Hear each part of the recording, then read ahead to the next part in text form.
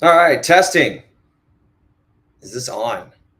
If you guys are hearing us and seeing us, please comment and we'll see it come through on the streaming software. Yes.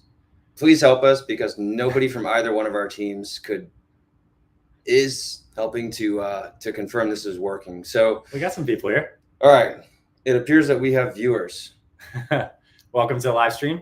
Welcome. Yeah. Stoked you guys are here. Welcome to Anything But the Election. Tuesday, November 5th, 2024. So Dean and I have some topics that we want to present on related to health, fitness, motivation, well-being. But if you also have questions that you would like us to address during this live stream, you can comment. We will see those and we'll weave those in really well. So, yes. So just to confirm that our comment section is working, if you can say something. Thank you, Run Mikey Run from Australia. Hey, from Australia. Where in Australia are you at? If you comment back, we'd love to know. That's excellent. Yes. And it's excellent that this technology is working. That's a good thing too. I can now see you. Oh, you're gonna get booted, Mikey. Anything but the election, guys. Anything but the election. Think about other things. We're gonna talk health and wellness, yoga and weight loss. We're gonna talk motivation, consistency, and discipline. Mm-hmm. We're going to be talking about some things that you might not be aware of that could be harming your health and wellness efforts. So if you are eating well, if you are exercising consistently, other things that might make it more difficult that you might not know about.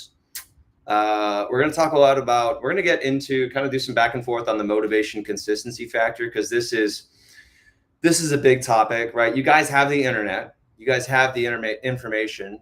Okay, well, why don't we all have the body, have the fitness that we want, right? And that comes into motivation consistency. So we're going to get into that a lot because that's a topic that is really important to us. Mm-hmm. Weight loss. Yeah, right? Weight loss, fitness, muscle building. I have muscle. some nutrition stuff that's been on my mind and my heart that I'll definitely share and weave in throughout this. And if you have questions, again, please comment them. We'll see those coming through. Love seeing some friendly faces here. We got Craig, we got Ron, we got Jason. Anyways, a lot of great people. So Dean, why don't you kick us off with your thinking on motivation and discipline? Like what's present for you in this discussion about how we can be more consistent, how you find motivation, you're so consistent. Mm-hmm. Let's start this off. Yeah. So I think this part of it is logistical, right? It's just planning things in advance. There is a study that's referenced very often. It just tracks people following their physical therapy and whether or not they do it. And the people who made a specific plan were something like 90% more likely to do their exercise than the people who made no plan. So the first part of this is just being able to very clearly visualize what the week of your exercise ahead of you looks like. So you know when you're going to work out, you know where you're going to work out, you know which workout you're doing. You are looking at your schedule in such a way that you're saying, oh yes, this makes sense. This is realistic. I will have time to exercise here. There's realistically something that's not going to pop up and prevent me from doing it. And I will have enough energy at this time to do it. Yes, like motivation is great to have, but that's not ultimately necessary, right? We just need to make sure that we have the plan in place. If you feel not motivated all the time, then it's probably trying to go back to the drawing board. But if you feel motivated for 50% of your workouts, hey, that's great. So I think that's where we start, right? The logistical side. And then we'll talk a little bit more about having the clarity in reasons of motivation. I think this is where Dr. A does a really good job. So, well, I think it's important, and we talk about this a lot in the Fit Father program, to create a very deep root of connection to why you want to be healthy. And this is why in the beginning parts of Fit Father program, we get into creating a mission statement. And the mission statement typically looks at all the areas of your life, beyond just how your body looks and how it feels, but how your actions around your health impact all of those areas. Like, how is your health impacting your ability to show up for your family? How is your health impacting your ability to have good financial health and productivity and energy? For me, highly motivating. How is my health related to my spirituality and my pursuit of moving closer to truth and what I experience as God? And I think once you get into some of these deeper reasons, and I think if you have an answer in the bucket of family, work productivity, your spirituality, and your finances, like, man, now we're creating a tapestry of motivation, and you're going to use different motivations at different times. Like, there are times of the year where I care more about like looking good. Maybe it's a family vacation coming up. I'm going to do a shoot at something and, I want to look good. Okay. I feel motivated for a short burst to train physically. But most of the time, what motivates me is the fact that I want to feel good. I want to feel clear. And I really lean on that motivation. The other thing that I think is relevant is to talk about the neuroscience and neurochemistry of motivation. It really comes down to this amazing molecule called dopamine. Dopamine is a neurotransmitter that our brains release when we're seeking and creating goals. So what Dean said actually activates dopamine. Dean said we need to create a plan for the week ahead. The second you initiate a plan, you've created some kind of gap between what your target is and what the week is ahead. And during that gap, dopamine gets engaged to get you to engage in that habit. And the problem with modern lifestyle is it's instant gratification. We've collapsed down this gap between hard work and feeling good. You can literally hop on a Netflix show immediately, scroll through social media, and your brain is squirting this dopamine. So you're basically getting satiated without actually having to do the work to go and pursue things. So I'm a big believer of doing things to optimize dopamine production. Here are some specifics. 1, exercise. Exercise itself raises dopamine. 2, cold plunging and cold exposure raises dopamine more than if someone takes a hit of cocaine. Like, really, you get in a cold plunge, you get more dopamine in your brain than if you did cocaine. It's persistent for 4 hours.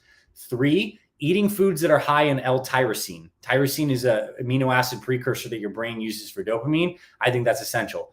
4, sleep. Prioritizing sleep is essential. You miss sleep, your motivation and willpower to be able to crush your workouts goes down substantially. And also something that I've been using is finding sustainable stimulants. So a lot of us have coffee, and that works for like morning motivation. You have your cup of Joe, you're ready to go tackle work or a workout. Another thing I've been using is I've been telling people about this, but I've been using some cacao. This is a kind of stimulant that's a little gentler than coffee, but it actually has a lot of different components like theobromine that increases your motivation. I took some before this podcast, kind of gives me a little bit of a bump and a boost. And I think it's good to have tools like this that you can deploy throughout the day for different kinds of times.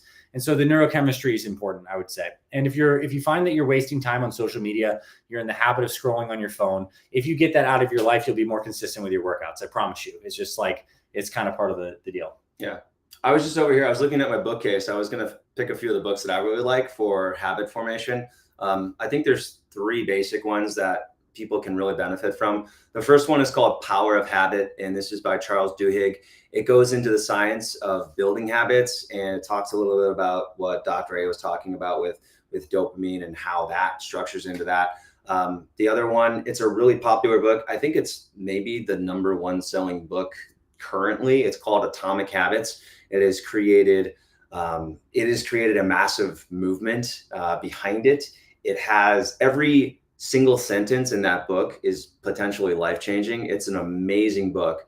So Atomic Habits is #2. And then the third book I'd recommend is Tiny Habits. This is by a Stanford behavioral psychologist. It's not as popular as Atomic Habits, but where Atomic Habits doesn't get as much on the science and the data behind it, Tiny Habits really goes a lot into the data behind it. And it also comes out with a lot of strategies that have been proven by data. So that's what I'll say there. The other thing I wanted to talk about was the motivation and consistency factor. So going back to, you asked me about reasons for motivation. So I'll talk about my own reasons, and I'll also talk about some of the reasons that pop up in my community, within the Mindful Yoga community. So my reason is because I want to do what I physically want to do for as long as possible. My reason for that is because I want to be a badass in terms of my exercise, in terms of how I look, how I feel. And I want to be that because for me, that is how I feel open to feel worthy to being loved. So that is really deep. But that for me, recognizing that that is how exercise fits in, and how being healthy fits into my overall desire to feel accepted and safe is really powerful. So if you are working on figuring out what your clarity is on your motivation, and you haven't gotten to something that is really profound or personally meaningful, something that kind of gives you the shivers or makes you feel, vulnerable talking about it, then you probably haven't gotten to that real deep reason yet. Other reasons would be, being around for your family. So looking at your kids, thinking about when they're going to have kids, or if they already have kids, if you're a grandparent, and then wanting to be able to take care of them, to be on the floor with them and play with them. That's a big reason. Another reason is just being around to take care of the kids, like thinking about what would happen if I wasn't here to take care of my kids, right? That's a big one. Another one is a desire to live independently and at a high quality of life. So all of us probably have older people in our lives who have not taken very good care of themselves, who are in their 50s, 60s, 70s, and are really struggling, right? They can't do things unassisted. You don't want to be a burden on somebody else. So that's the other thing that we really see in our community. So I would really encourage you, and this is something that Dr. A encourages everyone within the Fit Father Project as well, but to get really clear on what that motivation is and to be able to use that as motivation, as fuel to do these things that you need to do to live that healthy lifestyle so you can live that why. I want to say something too, because Dean shared his personal aspects of like how physical capacity and ability to do things leads him to self-love and acceptance. And for me, as a man who is very like religiously and spiritually oriented, like that's my deepest orientation. If you resonate with me like that, you have any kind of faith, I think one of the deepest things you can do is tie your health to your faith. Like I believe that I am expressing God when my body is healthy and aligned. I believe that when I'm living this life, I'm life energy that is a blessing and a gift through this body temple is being shown to myself and to the world. So if you have a spiritual orientation in your life that is present and strong for you, it's probably deep. And if so, like tie that to your physical health. It's like stacking these identities. And also another thing that Dean and I will talk about a lot is for consistency is stacking your habits too. I was thinking like, I just spent a couple of days with Dean and we were going through a bunch of exercises, mobility work. And I was reflecting like, man, I don't do this stuff on a daily basis as much as I'd like to, but I have the time. And I'm like, okay, so what if I'm sitting down with my daughter and she's watching a show on the TV or something? Like I could be foam rolling during that time. I could be doing man flow exercise during that time. So like the leisure time that we have where we're just sitting on our butt is a perfect time to be habit stacking, at least your foam rolling and your mobility. And what's cool about that is the second you actually start doing things beyond what you're doing right now. So you're at this level, which means you're eating pretty well, you're exercising pretty consistently, but you want to be doing these things. You want to be getting cold shower, you want to be mobility, you want to be cold plunging. The second you start adding more into there on a regular, consistent basis, you have up leveled. You've up leveled to the point where you feel more excitement. When you say, I'm not just doing like, okay, I'm actually crushing it. And your experience of crushing it is that you're doing more than your default level has been. And over time, your default level can rise. And so I'm thinking about habit stacking is a great way to do that, to at least get the quick things like mobility that can be done in tandem with leisure time with family. Yeah. And the way that habit stacking work is, we kind of talked about it, but the way that it works really well is you plug it into something that already exists. So you're not looking at creating a habit. You're not looking at creating a routine from scratch. You're looking at your life and you're seeing where are there habits that already exist, and are there things that I want to do now that will fit easily into those? So some factors there would be theme related. So ideally, if you want to insert something that's meditative or stress relieving or mindful, you're finding that activity that already exists, that theme of mindfulness can work with it. It can also be related to environment. If you want to start, let's say you want to start, exercising in your basement in the mornings, but in the mornings you're already in your car, right? That's a different environment. It's a terrible example, but the point is that you want to stack habits that occur in the same location, right? So proximity is important here.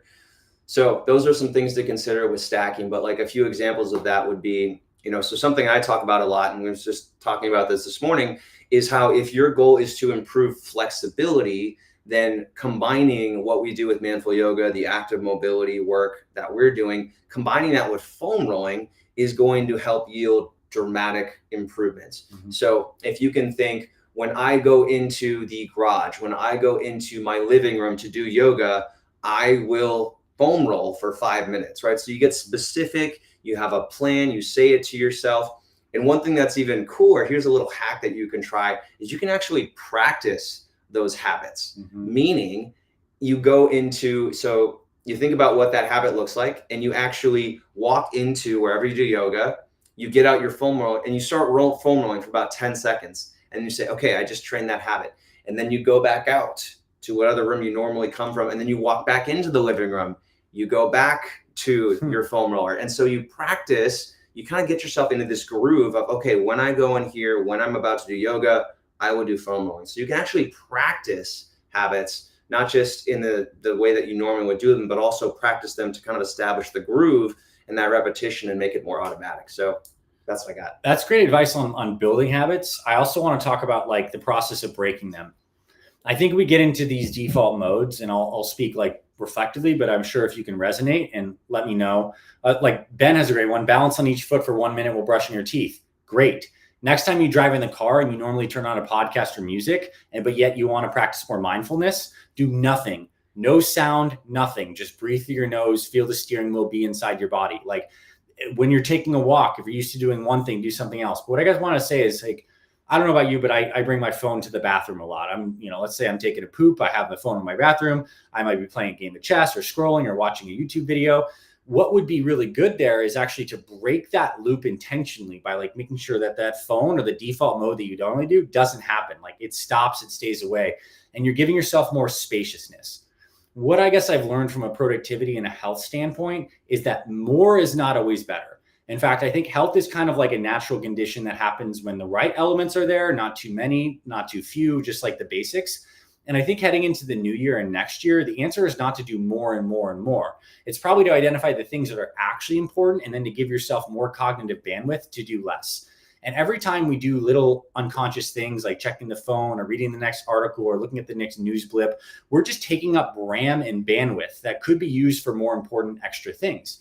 And then we end up feeling overwhelmed. And then we end up like snapping at our family or our friends because we're a little overwhelmed.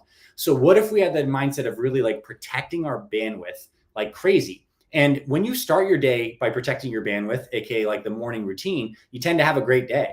I know my worst days are when I get up and I'm more reactive and I'm immediately like on the phone and doing stuff like that. So I just want to say this process of intentionally like doing less and cutting out some of those default habits in those little times. So are you in the habit when you're in the kitchen making food that the TV's always on, or, something's always playing on a phone? Like, what if you just like took things away? And Dean, you did a retreat recently where you said something really cool, where you went on a retreat and you wanted to have nobody else's thinking and inputs. Mm-hmm. So no podcasts, no one else's books. Right. You just went to a room with some myofascial tools and a journal, and you just sat with yourself. Like, dude, that's powerful. Like, speak into that a little bit in relation to this habits motivation concept. Yeah. So I think I'm a firm believer that it is incredible. We just live in a time where it is incredibly easy to not be mindful. It's incredibly easy to distract ourselves.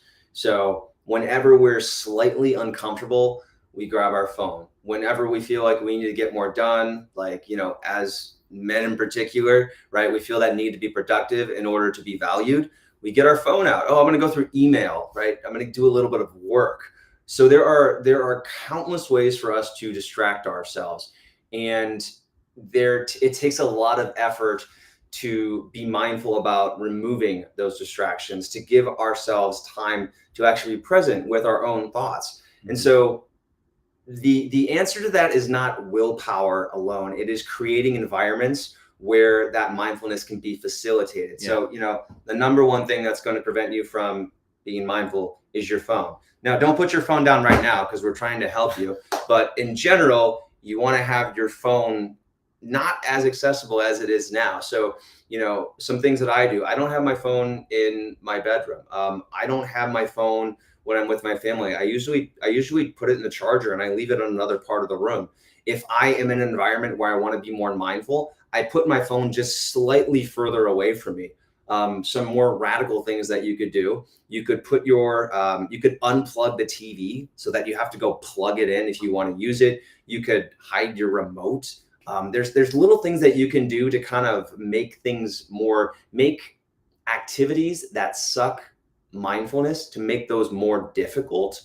So if you can remove your access to it, the thing about some of those activities is that they really don't yield that much benefit. Mm-hmm. So sometimes, like, I could be sitting on the couch, mm-hmm. and if my phone is just slightly out of reach, I'm like, not worth it. Because like the amount of the reward that you get from it is so little. So if you can remove distractions from yourself, make it so that you're not only it's not whether or not you have the choice to do it, it's that you don't even have the ability to do it. So I think that is vastly important. To speak to specifically about my experience at retreat. So when I was able to be with myself and my own thoughts, there were certain themes that I realized that I needed more of in my life. And this might be a good opportunity for you in the new year. I've actually got a whole podcast somewhere in the universe that will go into some more detail. The summary here is I basically asked myself basic questions about how did last year go? What went well? What didn't go well? What do I want to do more of? If you can ask yourself those basic questions and give yourself the presence of mind to be able to answer those thoroughly, and then go back and look at those themes. So for me, one of the big themes that came up was this idea of creating space. I recognized that I was just trying to be productive. I was trying to multitask. I was not having space between tasks, not enough time for me to process things, to actually be present. And so I made it my goal. My first goal of 2024 was creating space. So this is something that I think can be incredibly valuable. For me, it was definitely helpful. It just reminds me, okay, I'm going to create space between events. I'm not going to overload my calendar with things. And I think that, what we talked about before of this idea of not aiming to be as productive as possible, but being much more selective with the things that really matter. I think that can really help. So creating space. I have something on this. One of the persons I consider like a mentor, hasn't actually directly mentored me, but the person I look up to, most like in terms of humans that have lived, is a man named Walter Russell. You can look up Walter Russell's life. Prolific artist, sculptor, scientist. At the time, they said he lived 5 lifetimes in one. They called him the man who tapped the secrets of the universe. And here was his process. Every night before he went to bed, he viewed bedtime as like a sacred entering into another state of awareness. He would ask himself, like basically go through a day review. He'd sit down, close his eyes, go through a day review and ask himself, what things did I do today that basically added or generated energy? And what things did I do that allowed energy to dissipate and leak? And his fundamental concept was that we're all either creating or dissipating energy. Every single action is either building us up, meaning we're eating nutritious food, we're making a conscious choice about getting the workout in. These are adding life energy. And the dissipating actions would be, oh, we skipped this. Oh, we said a mean word to a friend. Oh, we told this lie. Oh, we were lazy here. Oh, we deviated in this way. And those are leaks of power. And he basically said that the reason he's been so productive is he accumulated power, and using self-reflection every single night is a really cool way to do that. And what he said is basically, now we're not just working on like our lives, working on ourselves as like the machine that's running our life. We're going through the process of becoming better in our operation. And every day we can slowly iterate and make that better. One other thing I think is cool is the idea of boundaries. Boundaries are powerful. And I think from a nutrition perspective, boundaries are maybe like everything. They're like the fundamental framework beneath it. Like once you figure out what healthy foods work for you and all that, boundaries are key. Some boundaries that I hold is I practice boundaries with fasting and feeding. There are times when I fast. Like I try not to eat too late at night. I sometimes do 24-hour fasts, 3-day fasts. That is flexing this idea of creating a boundary that enables you to practice like, I guess habits and control. I do not believe in snacking. Like I'm like snacking is like, okay, but I think anyone who is just unconsciously snacking all the time is probably not going to be at the weight and body fat that they want unless they have the metabolism of Dean Pullman, in which case it's actually the plan of eating 6 times a day. But like in between meals, like you eat, give your body a discrete boundary period where you like don't stimulate blood sugar, you allow yourself to rest. And like that creates a structure and a rhythm throughout things versus this kind of like amorphous, I go with what I'm feeling in any given moment. Like that's kind of the antithesis of like health, which is based on consistency and structure. So boundaries are great in that respect. And they actually give you freedom once you adopt them and you see how nourishing they are. Boundaries are not restrictions. They're conditions that you can self-impose that gives you more life energy, which ultimately gives you freedom. Because I suppose when it comes to the things we put in our mouth, we're either trading short-term pleasure for like long-term pain. Like the foods that taste good are creating inflammation, blood sugar dysregulation. And I'm not saying don't have these, right? We have this idea of having free meals. That is a boundary. I've said during this period of time when I'm going out with friends and family, I'm having whatever I want. And that's built in, it's proactive. But the vast majority of the time, I think viewing food through that lens of what's actually adding me and giving me more life energy, it makes you look at, it's not actually worth it. Like, we just had some Mexican food. Like, you could go ahead and eat the chips so easily, but you're going to regret it later. And the more you can remind yourself of that regret, because it's not good for you, the better off you'll be. Yeah. It makes me think. So, by the way, you guys should be following us on social media. If you're not, we do post content, Instagram, Facebook. Are you on TikTok too? No. Not TikTok. Fit Father might be. Okay. So, and we just recorded a bunch of videos of us at the grocery store, like walking around and talking about certain foods that we like, certain things that you should avoid, certain things that you could look for. And I wanted to do something fun with this too. So we went into the baked goods section, and I looked around, and I got my phone out, and I said, all right, Dr. A, you could pick any of these foods. What would you eat? And he said, nothing. I would pick none of these. And I liked his answer because, I also sometimes feel like sometimes I feel like I actually eat unhealthy just to make it seem like I'm more normal. When you spend a lot of time when you're not eating, if you spend a lot of time not eating unhealthy food, you come to realize that there is this relationship between unhealthy food and feeling bad afterwards. Yes. And you get to the point where you're like, no, I know how that makes me feel, and I don't want to do that. If you are going to eat unhealthy foods, okay, so like talking honestly here, have a good baked good. Like go somewhere that makes really good baked goods. Get something like homemade chocolate chip cookies, right? Or like something that someone made from scratch that doesn't have a bunch of preservatives in it, at least. So if you are going to have something that's delicious, like just do it right. Like don't have a crappy cookie from a prepackaged thing. Like have a good cookie. And that's a boundary. The underlying belief structure is I only eat unhealthy foods when they're worth it, when it meets some kind of condition of enough quality. Like I go to Italy, I have pasta. Like it's worth it to do it in that context. And that'll keep you on track in a pretty tremendous way. I want to kind of take this from the psychological a little bit maybe to the practical and kind of bang around some topics. Yeah. Seasons are changing right now. We are here right now recording this in Austin, Texas. We had a cool day. Leaves are starting to change colors. This is a time to start eating seasonally. Like it's amazing. Every year we live with our bodies, we are connected to the natural cycle of the seasons moving through. And that means the produce and the fruits and the vegetables and the things that are available during that season and the recipes we do are changing too. And I want to suggest that to keep your nutrition really fresh and really, I guess, affordable too and fun, to start having seasonal recipes that you use here. So now is the time, if you're eating fruit as a part of your diet, the stone fruits are in season. Eat more apples, eat more pears. I'm eating a lot more pomegranates. Those are in season in Arizona. Like eat the things that are seasonal when they come in.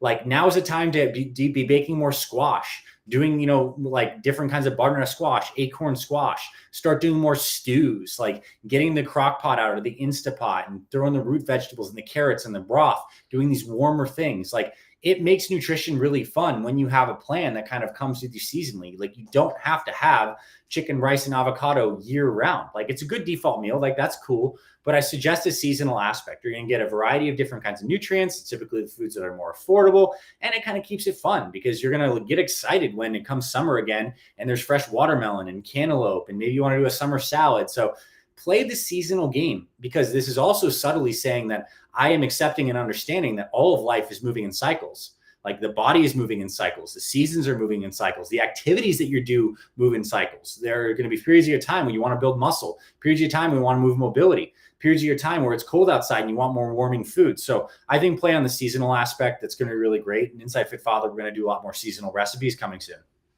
Yeah, something that I look to in terms of seasonal food is it's really interesting to. I used to never look at nutritional labels. I think I only started really doing that when I was probably in my mid 20s. That was back when I didn't have kids and I had the time to just go into the grocery store after a night of going out and just kind of stare at the same label for about 10 minutes because I really didn't have the energy to do anything else. But that was when I first started looking at nutritional labels and looking at, okay, where does food come from?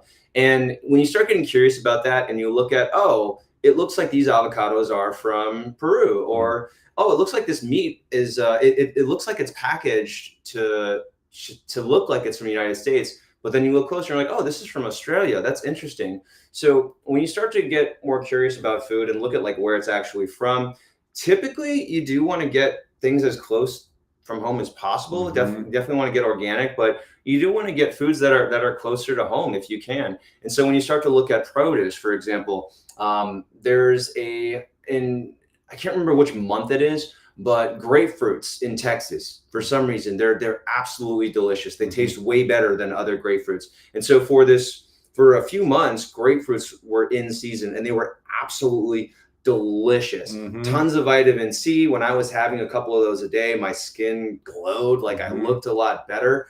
And so looking at, just looking at where your food comes from and also just kind of being curious and aware of, it looks like these are in season. Yes. I'm going to go get these versus, oh yeah, it looks like it's from South Africa again, because that's where grapefruits are from the rest of the time of the year. So yes, I think that's something to be aware of and just be curious about like where your food comes from. And that's something that you don't necessarily have you don't necessarily have to have a doctorate to be able to do that, right? You can just look and be like, oh, this is where it's from. Cool. Yeah, and it looks really good. Like this is something that I do when I'm looking at a bunch of produce at the store. You look for the thing that looks the most vibrant and the most fresh, meaning it has the highest water content. It seems like it pops in terms of color.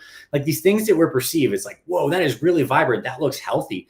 Like we are perceiving the visual stimulus from the fruit that is concentrated color due to phytonutrients and due to like water content that makes it feel plump. So those are actually like the healthier things too. So that's pretty cool.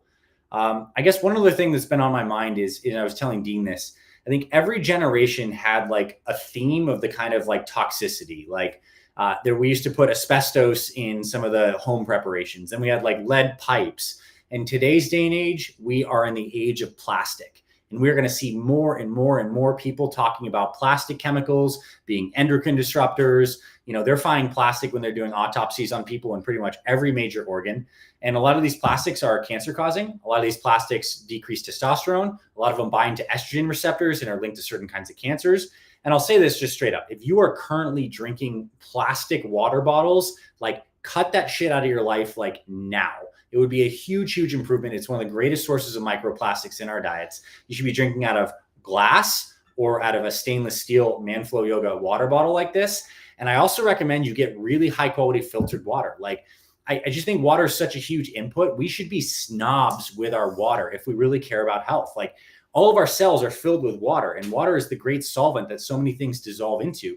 And in municipal water supplies, like they're not necessarily filtering out a lot of the crap. There's often chlorines, there's often fluoride. In Arizona, there's arsenic. There's a whole bunch of other chemicals, and like a lot of them are industrial solvents that have just kind of like gotten into the environment. These things stress your system in a bad way. So like get really clean on those things. And I recommend also, like, we're going to see the plastic thing. Okay, so like Gore-Tex is like a company, for example, that makes like water resistant hiking gear. And they are under huge scrutiny right now because they make those water resistant plastics basically that they use with things called PFAS, which are basically like fluorinated plastics. They have fluoride in them, and they're called forever chemicals. They basically cause all sorts of different kinds of cancers. They take thousands of years to degrade. And we're in this kind of boom of realizing that all this industrial progress we've made is kind of poisoning the environment. So there's an aspect of health once you get consistent with exercise, once you're eating healthier, is to like clean up your environment. And that means certainly water, in my opinion. It also means like maybe getting an air filter in your home. It also means, I guess those are key things. Maybe getting better cleaning products in your home. Because like if you want to be healthy, all these things are input for the body. What you put on your skin is an input in your body. What you drink is an input on your body. Your food's an input on your body. Your air is an input. And like we go to like a fresh mountain cabin and we smell that real air and we're like, is this what air is supposed to be like? It's so clean. So I think these are just other aspects that are important for health because they are stressors, and it doesn't mean you get cancer, but some people are more susceptible, and it's possible toxins are a real deal. Yeah. I mean, for me, I know investing in water quality was something that I did as soon as I moved into our house a couple of years ago. I think it's probably less than $2,000, maybe $1,500. I can't remember how much it is, but at least in Texas, that's how much it is. But that's such a worthy investment. And then make sure that you have someone come out once a year to actually look at it and treat it, because it does get stuff in the filter that can get stuck, that can make the water quality lower than you want it to be. I think that also getting air purifiers is really important. And you have a bunch in your home. I've seen like at least 2 or 3. I have, yes, I probably have. Yeah. I have 4. I have one upstairs for my kids. I have one in the living room, like a really big one that can have like ultra mode if I wanted to. We have one in our bedroom. So I'm very I have a lot of air purifiers. And then we also have dogs. So I know it because if I don't have those things on, or if someone turns them off, I would actually start sneezing. And I would look around and be like, who unplugged the air filters, because my allergies are going crazy right now. And then switching your AC filters. Like these are little basic things, right? But they really do make a difference. And allergies are not just an inconvenience. It's not just like it's annoying to sneeze and have a runny nose. That is your immune system literally reacting to something it perceives as a foreign antigen, mounting an immune response where it's releasing histamine and other inflammatory cytokines that is taxing your system.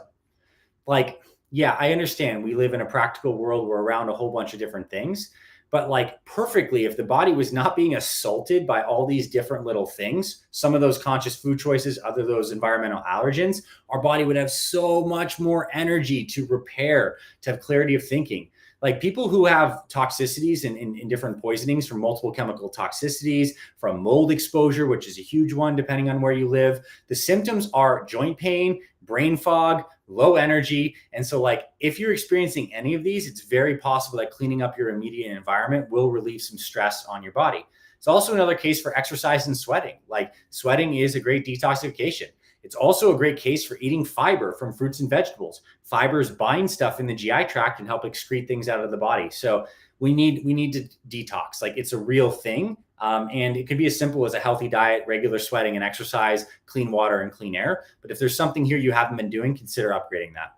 Yeah. So we're about 35 minutes in here. So I just want to start inviting people to start putting up some questions, and we'll start kind of picking those out and going through those one by one as we continue through this. So here's a fun game. I'm thinking a lot for motivation of my health in terms of like brain health, cognitive health. Because like, yeah, I do want to be strong when I'm 70. I'd love to be able to rip out some pull-ups and stuff like that. But I also want to be like sharp as a tack, because that's going to give me the ability to continue to do deep work. And part of that is using your brain in new and different ways. So here's a simple thing you can do. If you're right-handed at night, when you're brushing your teeth, start brushing your teeth with your left hand. You're working a completely different motor pattern than you normally did. Dean was just sitting here for a second. He was balancing on one foot, like doing a little bit of like a balance challenge to activate your body. Picking up a musical instrument can be one of the greatest things you can do for overall brain health. It works the cerebellum, keeps your coordination really good. And another plug for yoga and meditation. Found out Dean plays the what is this thing, the harmonica. Yeah. So that's great, right? A little fun there. And meditation. I could not say this more. Whatever that word means for you, some kind of mindfulness practice where you sit still, close your eyes, and get present with your body and anything that comes up is essential for longevity and health. And they found that people who are in their 50s who meditate regularly have the same brain connections and brain activity as someone who's in their 20s. So it's like you can have a healthier brain by actually doing meditation. I do it twice a day. And it could be as little as 5 minutes, but I do it in the morning. I do it in the evening. These are bookends for my day. And I have very sharp, intellect, sharp cognitive health, and it's only gotten better. What's this? A good book? Happiness Hypothesis. Okay. This is a good one. There's a section on meditation in this. So this is a good book. Cool. I'm also now a bigger believer in low intensity cardio. I think in terms of our programming, like strength training is like foundational, get that in. That really feels like a workout. Mobility work, foundationing, like certainly do that. But like low intensity cardio, meaning you're getting your heart rate elevated, but you and I could still maintain a conversation. You're breathing through your nose, is one of the greatest ways to keep your brain healthy with age. That gentle cardiovascular activity, which could be brisk walk with the dogs. It could be spending 30 to 40 minutes on cardio equipment once or twice a week is enough to get all that circulation benefit. And we have someone here say protein. Yeah, I mean, for sure. Like in terms of nutrition, like when you're setting up your meal planning, basically try to prioritize protein throughout the day. Maintains muscle mass when you age. Dean, how much protein do you target for a day for yourself personally? Probably 150 to 200. Okay. And I'm probably more like the 125 to 150, which practically means if you're having 2-3 meals, around 45 to 50 grams in a meal. If you slam a shake in the morning, like Dean and I often do shakes in the morning, there you go, 40 to 50 grams right there. If you have dinner with a main protein serving, chances are you're getting another 50 grams right there. And I think it's easy to nickel and dime your way to the other like 30 to 50 grams through snacks, through whatever lunch you had, etc. So protein, very important. And what I'd say on the protein too, now that I'm kind of on this kick of talking about clean protein sources, like if you eat higher up on the food chain, meaning you're eating like, big fish or, grass-fed or beef, I guess you say, the quality matters. One should only eat protein. Furco, I suppose there are people that believe that today. From my depth of medical research, I believe that microbiome diversity is phenomenal. I believe that there are certain fibers that are massively biocompatible. I believe there are phenomenal flavonoids and phytochemicals in certain kinds of plants that create a good hormetic effect and are strong for the body. I believe that there's a whole concert of different foods that humans are really good at having, and a balanced diet is the best approach. But I also respect the cool thing with nutrition is we all get to do what we feel works for us. And I don't think there's necessarily one right answer. So yeah. Let's talk that cardio thing again, low intensity cardio. So yeah, you've probably heard a lot about the idea of getting in 10,000 steps a day. 10,000 steps a day is a great milestone to aim for, but realistically, you might not be able to do that, but even 6,000 steps a day, 8,000 steps a day can be really beneficial. Juliet and Kelly Starr came out with a book called Built to Move, Built to Last, Built to Move, Built to Last, one or the other. But one of their main things in there is just about the importance of walking. And I can't remember the exact statistic, but when you can walk 6,000 steps per day, your overall risk of mortality goes down drastically. Like it's something like 60%. And then if you go up to 8,000 steps a day, it gets even higher. 10,000 steps a day, even higher. If you're doing 12,000 steps a day, it goes down something like 85%. I think it is 85 or even. Damn. It's really high. So walking is incredibly helpful. If you're not already walking, so something I've been doing for the last couple of weeks, I started opening up my calendar, doing some one-on-one video calls, just kind of figuring out, okay, what's missing from your workout program right now. And one thing that I try to get a lot of people to do more of is walking, right? If you're not getting into the habit of going for a walk on a regular basis, 1, 2, maybe 3 walks per day, there's something missing there that can really help. Not just from that low intensity cardiovascular standpoint, but also from the standpoint of, are you giving your mind time to process things? When you go to walk, when you just go for a walk and you don't take your phone with you, it gives your mind time to process things. It gives you time to reflect, kind of like Dr. A was talking about earlier. What is working well for me? Like, what did I enjoy about today? Or what did I not really feel good about today? What was sapping my energy? And my theme of creating space, I think that, again, the more that you can do to create space, to create time for reflection, to create time for you to be with your own thoughts and be okay with your own thoughts. I think that's the big struggle, is just having the mental fitness to be okay with your own thoughts. So, and I think walking does a really good job of that, not only, but also satisfying, those cardiovascular benefits. So. Yeah. It's like the opposite of distraction. It's like movement with processing, and it shifts your nervous system from sympathetic into parasympathetic, where all the healing happens, the digestion happens, where health happens. Just time outside is so key. We have a couple of good questions. David asks, what about red light therapy while meditating? That would be a powerful habit stack. Like I think the new frontiers of medicine we're going to see so many people moving into, and a lot of new research, is all sorts of light therapy. So the visible light spectrum, red is the lowest, and then we have violet on the highest end of the visible spectrum. Every segment of that has benefit. They're showing that green light can help heal wounds on the skin. Blue light is obviously very activating for our eyes and gets our reaction times shorter and gets us very activated. Red light is very, very therapeutic. It works on the mitochondria, it increases blood flow, and then the infrared spectrum that we can't see below that is really great. And there are some new lights now that are infrared. They have red and infrared. If you can shine that on your body, you're going to get health benefits from that. But also sunshine gives you that as well. Like sunshine light itself emitted from the sun is about 45% infrared. And if you get out there in the morning time before like the UV index is really high, you get a lot of great infrared light. I have been using my infrared sauna more recently. I did a podcast with Sunlighten, the company that makes great infrared saunas.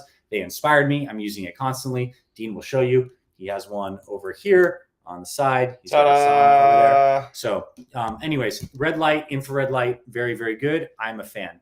Another question is, what should be target for carbs, fat, protein as percentages of calories? I'm going to have Dean and I both answer this.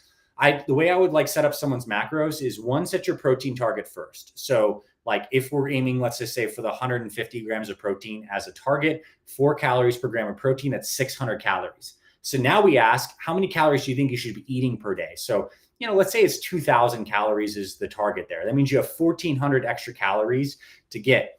I would say the first thing is to prioritize healthy fats. I think that's a really good thing. They're calorie dense. So if we throw in around 100 grams of healthy fats there, that's 900 calories right there. So now, we basically have the remainder can be carbohydrates.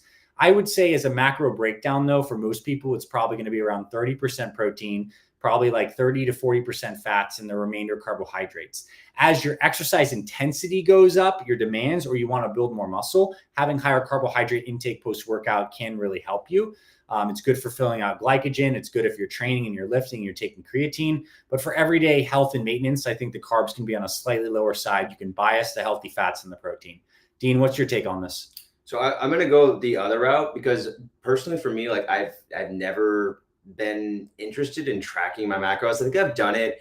I think I did it for a 1 or 2 week period where I was just kind of curious. And so I did track the macros.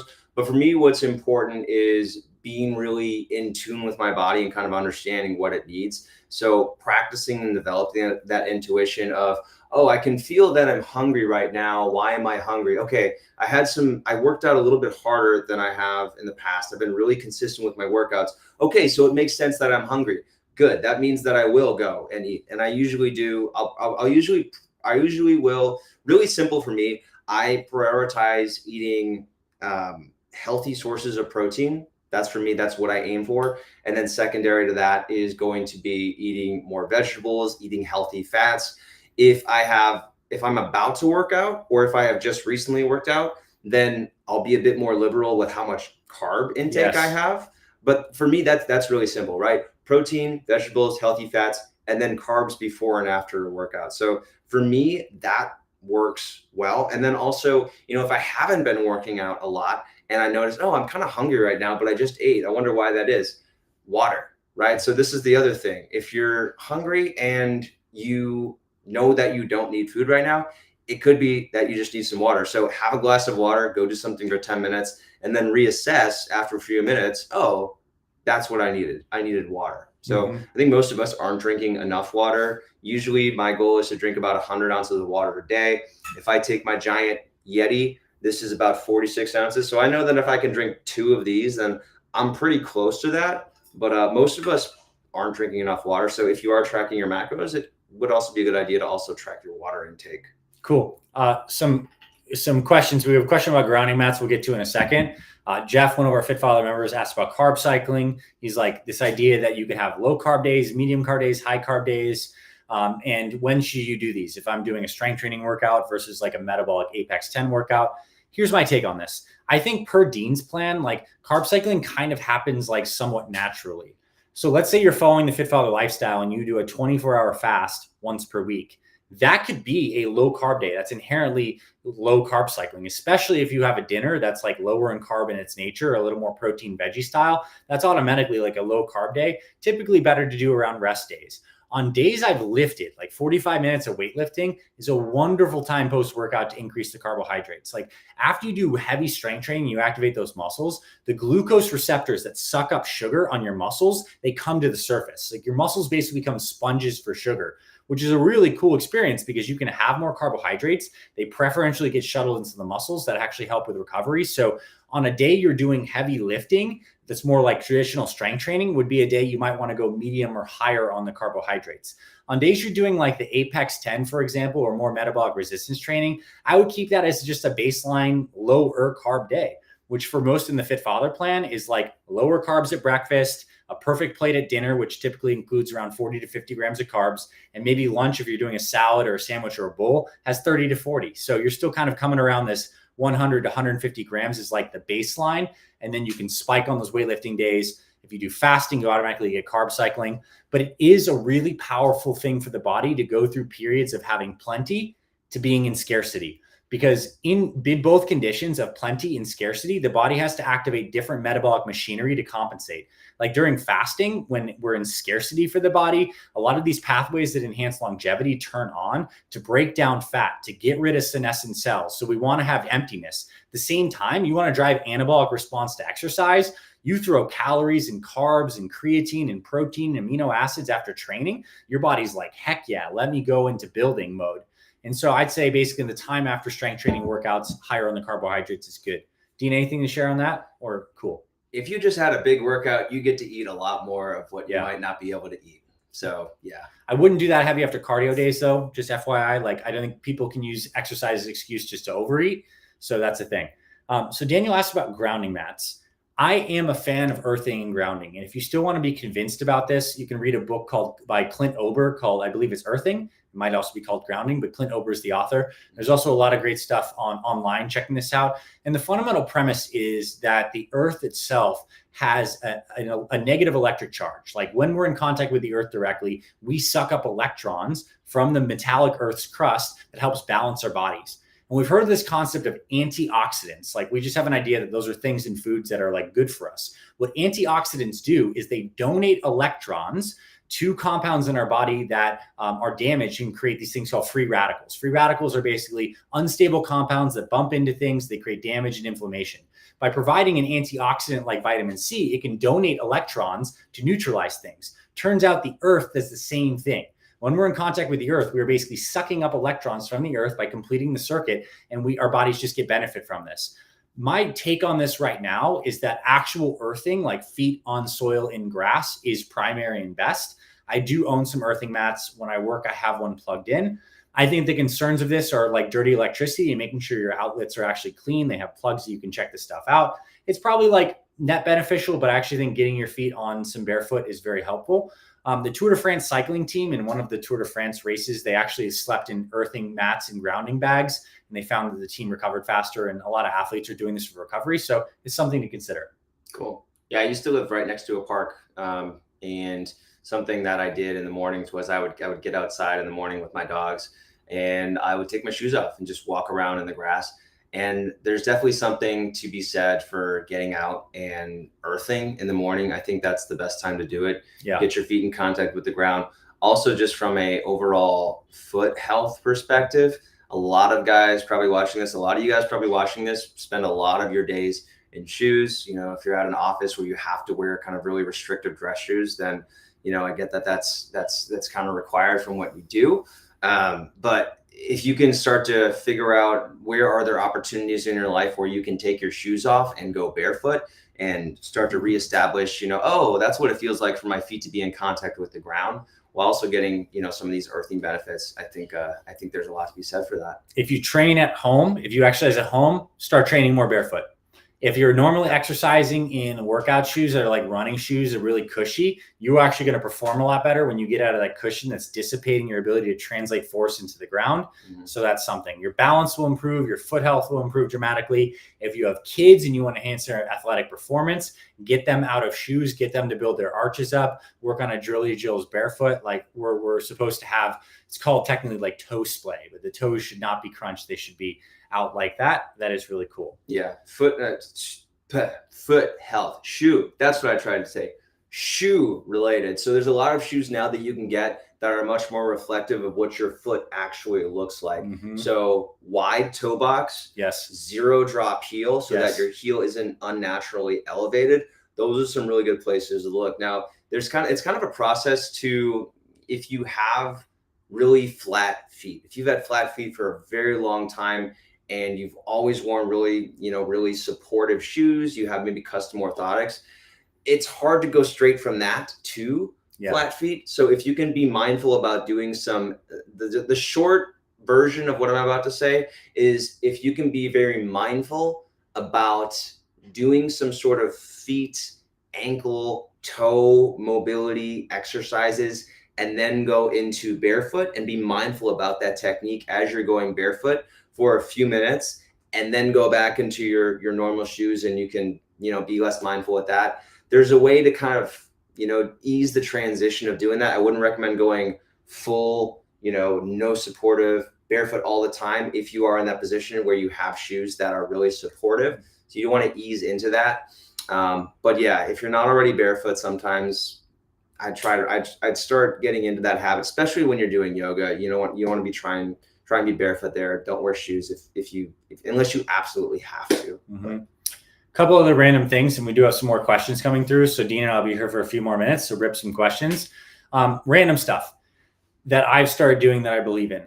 I believe that there are certain foods that actually do qualify as superfoods, meaning they have compounds in them that are powerful enough that they create a lot of actions. And when you get these into your body, your health improves.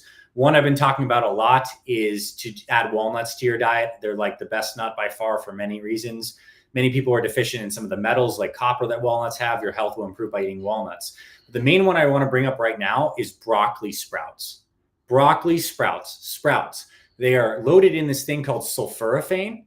You can look it up, sulforaphane, which is one of the best compounds that we know of to protect your DNA, anti-cancer benefits, enhances exercise performance. So when you take sulforaphane and broccoli sprouts post-workout, it actually downregulates this gene called myostatin and increases protein synthesis. So now in my post-workout, I'm doing my superfuel protein, I'm doing some creatine monohydrate, and also getting broccoli sprouts in the mix. This is a new thing, but it's really powerful. So if you can get sprouts into your diet, broccoli sprouts, I highly recommend it. You can buy these from the grocery store, throw it on any perfect plate, on any salad, or do what I do is like realize how important this is. I just sprout them. Like I literally put them in a little container, they sprout, and I constantly have something to pull off of.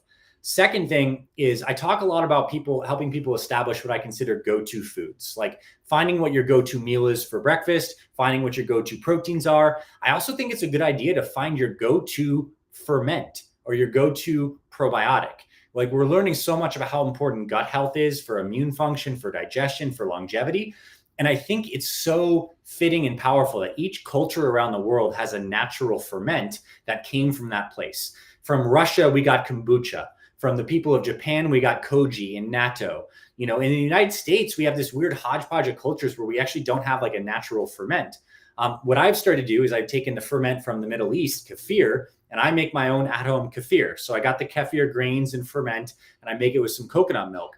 And like, I just want to give you a little bit of my mentality. There is a best in slot ferment that you can find. It could be kimchi, it could be sauerkraut, it could be fermented pickles, it could be some kind of yogurt with some active probiotic cultures. But if you can get this as a go-to staple in your life, it can serve you so well. So let's say you do tolerate dairy and you get some kind of fermented yogurt. You throw seasonal fruit in there. Berries are in season, throw that in the yogurt. Pomegranates are in season, throw that in the yogurt. For me, the kefir is amazing. I'm getting it in. My digestive health has never been better. And I know I'm getting these biodiverse gut bacteria strains that are going to keep me healthy long-term. So that's a little tidbit. Cool. So my nutrition tip for you, practical, is a morning smoothie. So if you guys are already familiar with this, I'm a huge fan of a morning smoothie. Dr. Aiden and I have been talking about this on and off this weekend.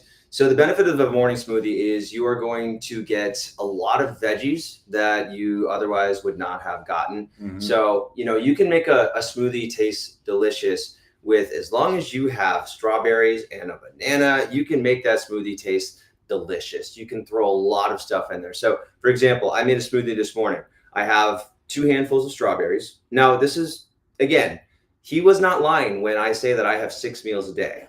For some reason, that's how my body works. I eat a lot of food and I also work out a lot. So, hey, but you can also break this up into smoothies for multiple days. So I've got my 2 handfuls of strawberries. I've got a full banana. I have 2 giant handfuls of spinach. I add on hemp seed.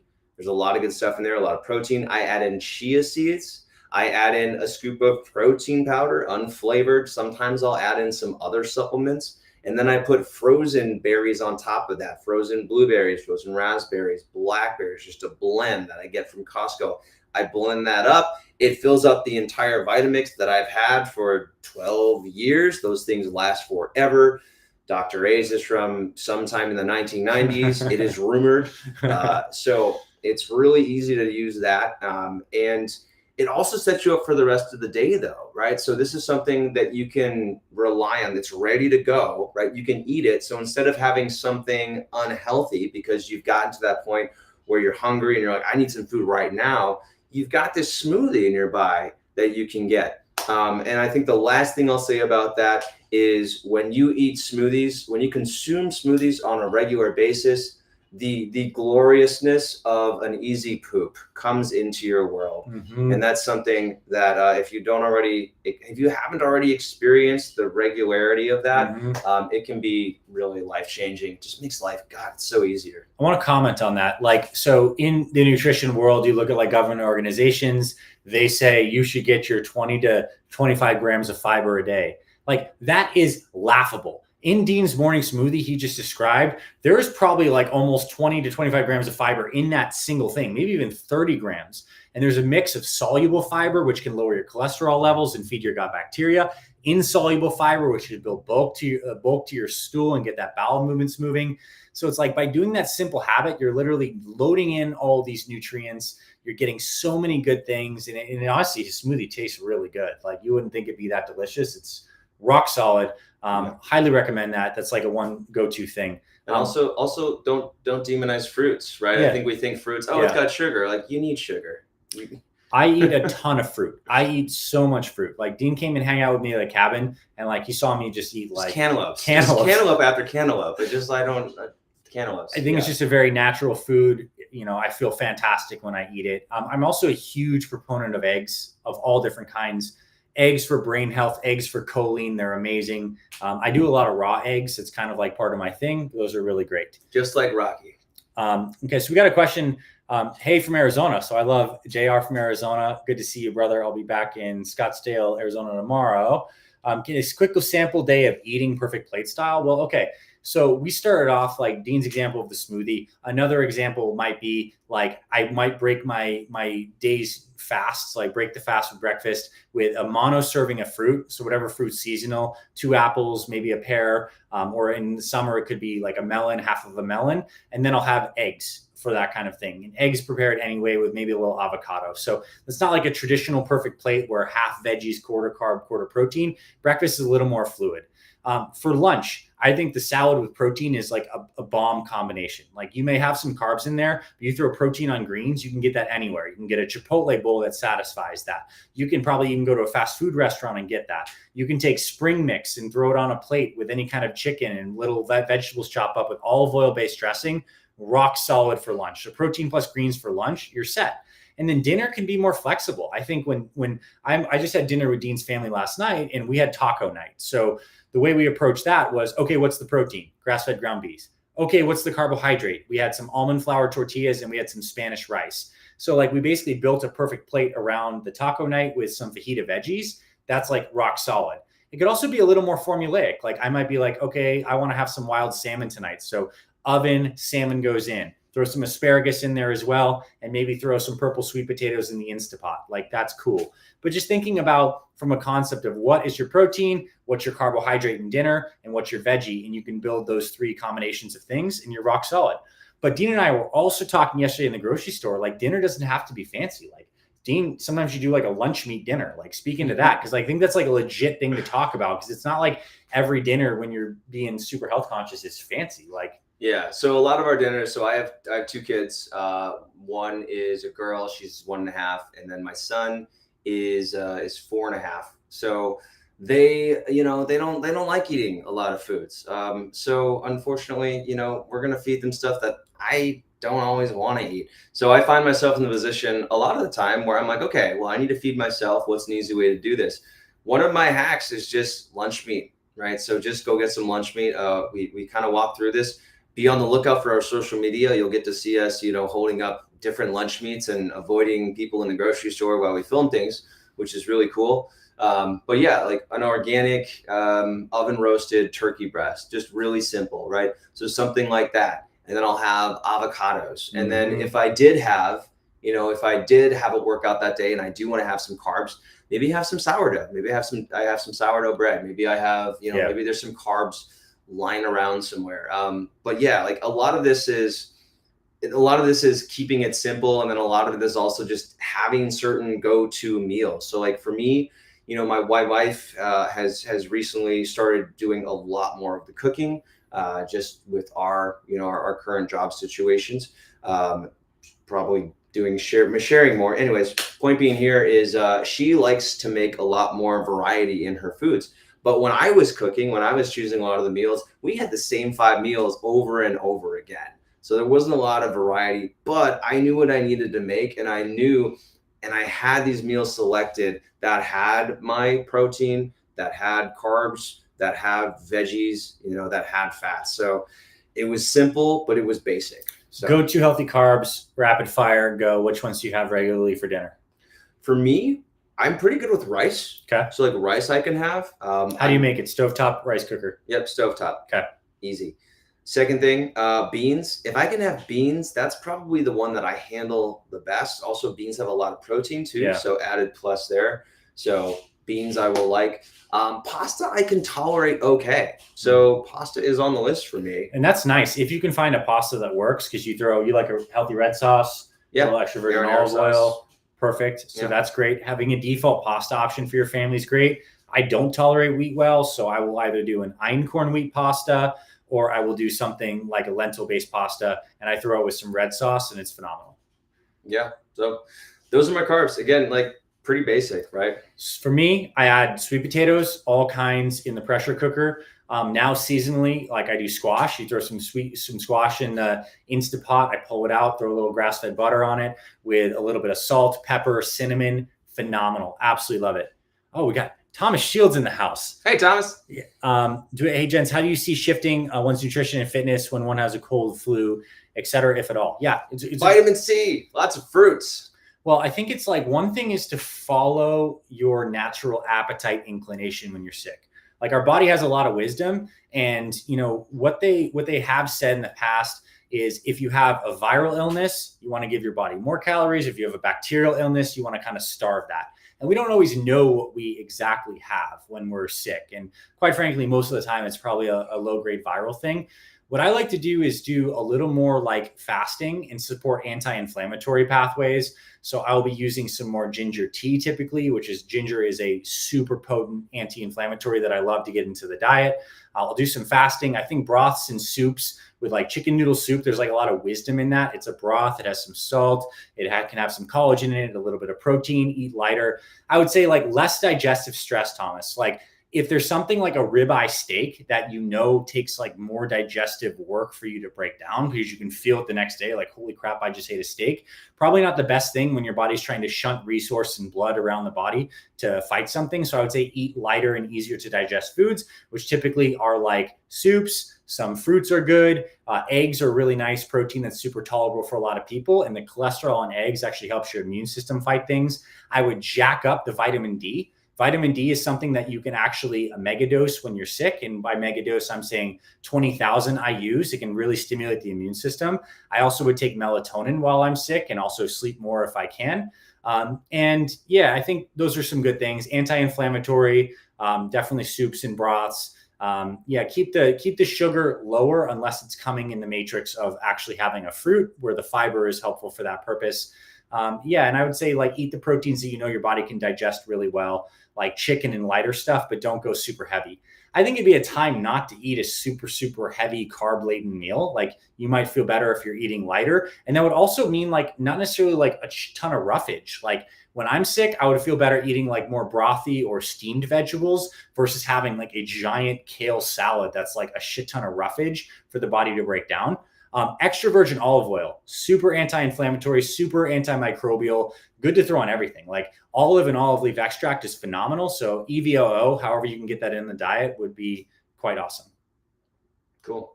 So my hack for when sick, I have a lemon ginger tulsi tea. Yeah, that's great. That's my thing. And I mix in lemon and honey. Honey is great. Honey's great. Antimicrobial, raw honey. So raw honey is a great, great food. And I was actually talking to some like nutritionist chef recently at our event, and they have the concept that if you get raw local honey, it actually can help with your whole allergy immune response because those bees are actually kind of like building the honey off of like the local foliage and pollen counts. And when you get that, you're getting like some low grade exposure therapy. But yeah, honey in tea, great for sickness and all kinds of throat stuff. Richard asked like about how do you get kids to eat healthier without making a big argument? Dean can probably ask. I have a young daughter as well. I just like sneak things into her nutrition. Like I make her a healthy mac and cheese. And the mac and cheese, is like good quality. I use some grass-fed butter, some almond milk, and I throw nutritional yeast in there. And she can't tell, but it's basically like a high-protein, multivitamin-based mac and cheese. So you can also think of just upgrading their default option. If they're used to having the pizza or the mac and cheese, like you can also just upgrade the quality of that default option. And Dean, what do you have to say? Ooh, you know what? I wish I had a better answer for you. My son has a very particular palate. So, getting him to eat foods that are new or getting him to eat foods that one would think of as healthy, he doesn't eat them. I don't have the best advice. This is where I would defer to other parenting advice. A book that I have read that I like is called Good Inside. I can't remember the author off the top of my head, but I might have it over there. Oh, I do. I have it right there. Yeah, so Good Inside is a book that I like. There's also another book that I like called Hunt, Gather, Parent. That is another one that I really enjoyed. But I'll probably say something really unpopular, and Anthony might say something about it later. But I ate whatever my parents gave me, and I did not eat a healthy diet for a very long time. And then by the time I got into my 20s, I started to learn more about health. I started to eat better, and I knew what it was like to be able to have, a different kind of diet. My parents were really good about, they didn't let us have sodas or pop, as I call it, because I'm from the Midwest. I didn't have a lot of unhealthy food. They didn't we didn't have tons of snacks in the house. We only had like one or two snacks, but of course that was like the snack that I had, because if there was one available, then I was going to eat it. We had a lot of frozen meals. So, I didn't have the best diet, but the thing is that eventually I got to a point where I was making my own foods, and here I am, and I'm pretty healthy. So, kids are resilient. That's my advice. And I have a kind of tack on rider to this. Yeah. There's two things with kids' nutrition. There's like, they are eating unhealthy foods that we know in our bodies would create inflammation, are not optimal. So non-organic wheat, too much sugar, processed shit with seed oils, like that actually like creates harm. But kids are kind of like resilient to that because they have a lot of endogenous capacity to resist that. We lose that as we age and we feel the effects of that. They don't feel it as much.